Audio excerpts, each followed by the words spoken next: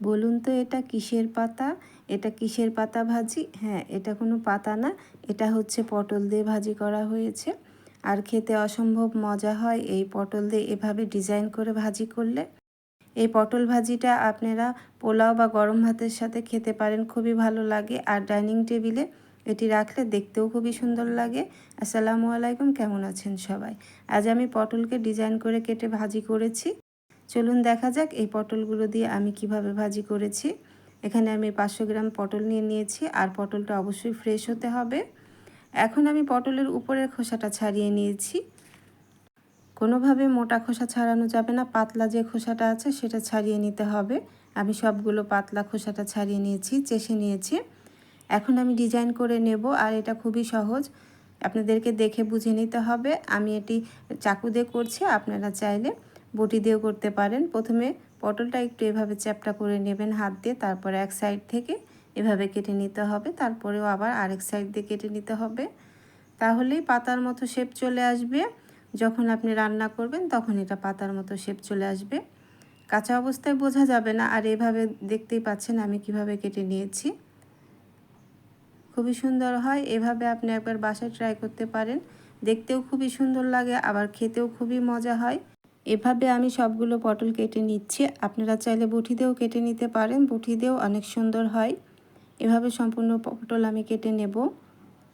আমি সম্পূর্ণ পটল কেটে নিয়েছি, দেখতেই পাচ্ছেন। এখন আমি কিছু মশলা ব্যবহার করব। অনেকে আমরা হলুদ লবণ দিয়ে খেয়ে অভ্যস্ত পটল ভাজি, তবে আপনারা এই মশলাগুলো দিয়ে খেতে পারেন, দেখবেন অনেক মজা হয় খেতে। একবার আপনি বাসায় বানালেই বুঝতে পারবেন। এখন আমি 1 চামচ হলুদ গুঁড়ো দিয়ে দিলাম, আর সামান্য পরিমাণ আমি দিয়েছি লাল মরিচের গুঁড়ো, সামান্য পরিমাণ দিলাম ধনিয়া গুঁড়ো, আর হাফ চামচের কম দিয়েছি আদা রসুনের পেস্ট, হাফ চামচের কম দিয়েছি জিরা পেস্ট, আর স্বাদ মতো লবণ দিয়ে দিলাম। এগুলো দিয়ে খুব ভালো করে আমি মাখিয়ে নিচ্ছি, দেখতে পাচ্ছেন। আমরা মাছ ভাজাতে যে মশলাগুলো দিই সেগুলোই দিতে হবে, তাহলে খেতে খুবই মজা হয়। এখন একটি ফ্রাই প্যানে আমি তেল দিয়ে দিয়েছি, তেলটা খুব বেশি গরম করা যাবে না। তারপর এক এক করে আমি পটলগুলো দিয়ে দিচ্ছি, দেখতে পাচ্ছেন। এখন আমি ঢেকে দিচ্ছি, ঢেকে মিডিয়াম লো আছে আমি রান্না করব। পটলগুলো খুব ভালো করে সেদ্ধ করে নেব, আর মাঝে একটু উল্টিয়ে দিতে হবে। আর পটলের কালারটা সবুজ রাখলেই বেশি ভালো লাগে খেতে, বেশি মচমচা করে ভাজলে সেটা দেখতেও ভালো লাগে না, আর পটলটাও চিমড়া হয়ে যায়, খেতে ভালো লাগে না। এদিকে খেয়াল রাখতে হবে। আর চুলার জালটা কোনোভাবে বাড়ানো যাবে না। চুলার জালটা এখন মিডিয়াম লো করে রেখে পটলগুলো সিদ্ধ করে নিতে হবে। দেখতেই পাচ্ছেন পটলগুলো সিদ্ধ হয়ে চ্যাপ্টা হয়ে গেছে। এভাবে একটু চ্যাপ্টা করে দিতে হবে চেপে চেপে, যাতে ভিতরের পানিগুলো বের হয়ে যায় আর পটলটা খুব ভালো করে সেদ্ধ হয়ে যায়।